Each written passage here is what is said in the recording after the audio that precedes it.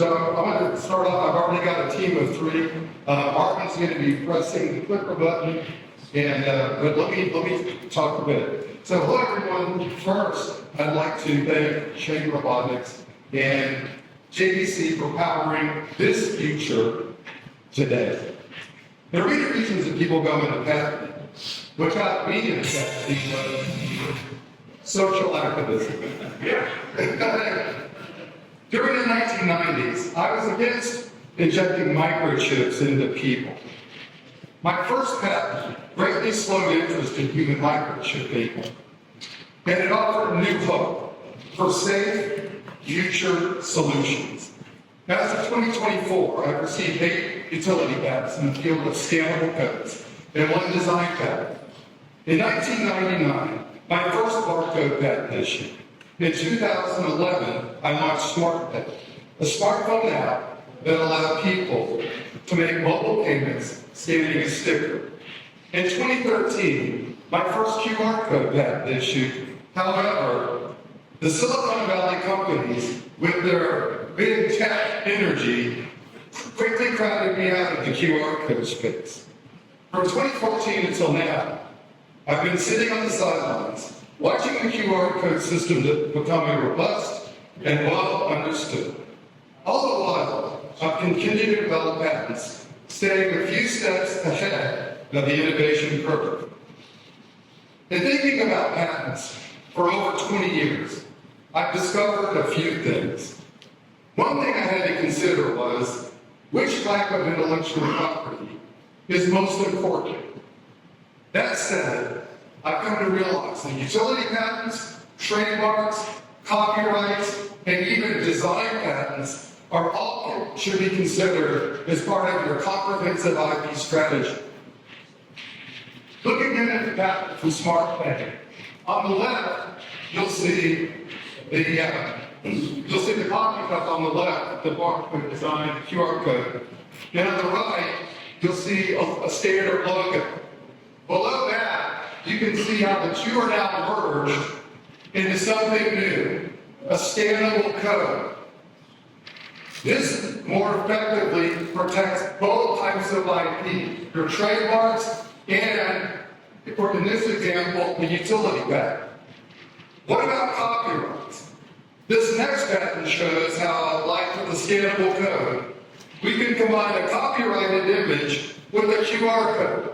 Again, this more effectively creates protection for both types of IP as part of your comprehensive IP strategy.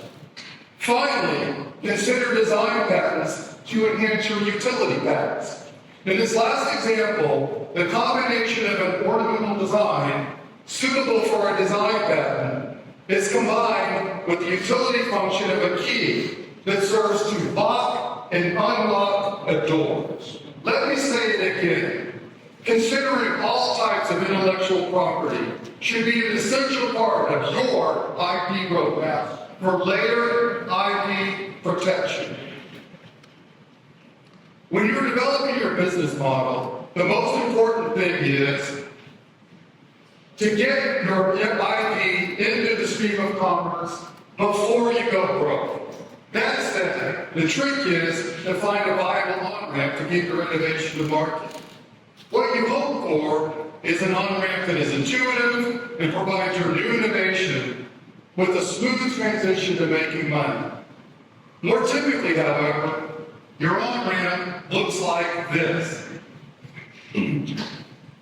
That means you'll have to keep plugging away, hoping not to run out of cash until, with luck, you find the one. That is an on-ramp which moves you from being an unknown garage startup to being recognized by your industry, friends and family, and even your competition as an expert in your field. Unfortunately, most often finding the right on-ramp isn't as simple as you thought. If it happens to you, like it has for me, one day you just have this profound sense of knowing. Suddenly you see that you must get your business model going at least 70 miles per hour to have the necessary inertia to enter the stream of commerce. Of course, if your field is time travel, you will need a DeLorean, a flux capacitor, and remember, get your business up to at least 88 miles per hour. Only then can you safely shift your business into scaling. Navigating from on-ramp to on-ramp will require you to intimately know your ecosystem. Did I skip the one? No. What will require you to intimately know your ecosystem? You must understand how your solution is relevant to your marketplace, both now and as far into the future as you can see. You must be constantly looking at your current solution, measuring it against what the competition is bringing to the market today, while at the same time figuring out the when and where your next on-ramp will ideally arrive to deliver an amazing new future innovation. At the same time, you must stay mindful of your cash reserves. Otherwise, the odds will not be ever in your favor. In closing, let me leave you with some bits of wisdom. Market timing. Market timing requires correctly anticipating the where, when, and how you're going to get to your next on-ramp. Anticipate each on-ramp, then work backwards. List out every step needed to arrive at your destination safely. That's how the astronauts reach the moon and return alive. Be ready to pivot your business as market dynamics change. Seek out new life and new strategic partnerships whenever possible. For example, Netflix first went to Blockbuster with its video delivery system before reaching out to consumers directly. Showing respect for industry leaders now may work to highlight your value as an innovator later, especially if the industry leaders at first rejected your market solution. Community engagement. Community engagement requires making your community a learning and educational sandbox. Talk with friends, family, and focus groups. Even talk with competitors. Listen to their feedback without filters. Let them steer your market direction. Decide what you need to do next, and then act without fear. Patent insurance. You can expect that the legal cost to defend or enforce a patent may often exceed $1 million.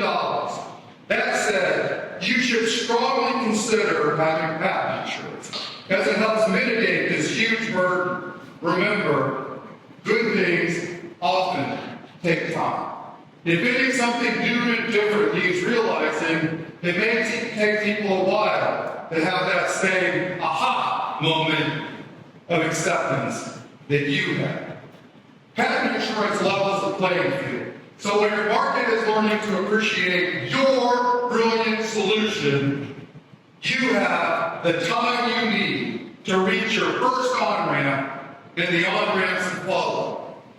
It also creates breathing space so you can connect and stay connected to your customers before your competition comes in to knock you off. Team building. To scale your business, you must build and create an effective team. For now, I have just 2 tips. First, look for non-resume talent.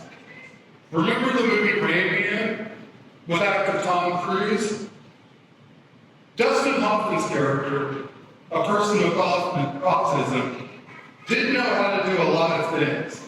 But what he did know how to do was put the right coin in the right slot machine at the right time.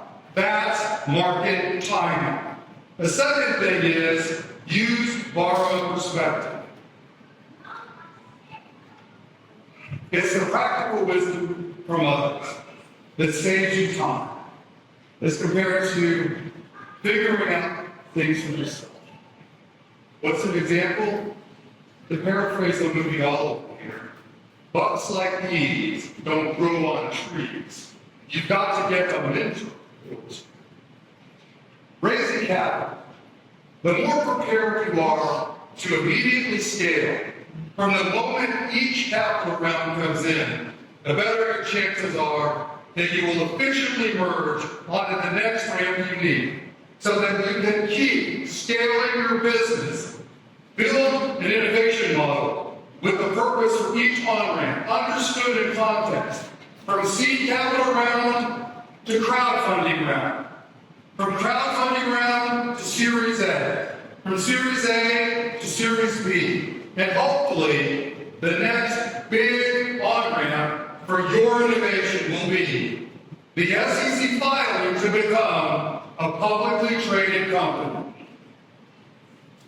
If you'd like to see future tech talks by Tom, please let me know if this is accomplished. Thank you.